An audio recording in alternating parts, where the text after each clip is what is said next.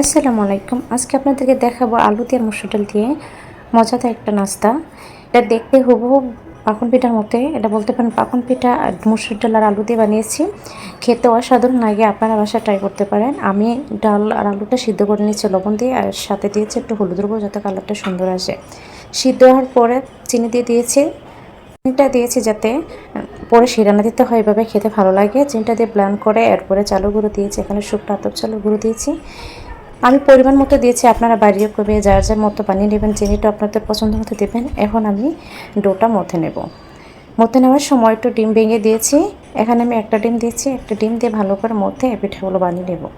পিঠাগুলো বানাচ্ছি, আপনারা দেখেন আমি পাকন পিঠার মতো ডিজাইনটা করছি। এটা পাকন পিঠাই বলতে পারেন, তবে এই পিঠাটা একটু অন্যরকমভাবে বানিয়েছি, তাই মসুর ডাল আলু দিয়ে।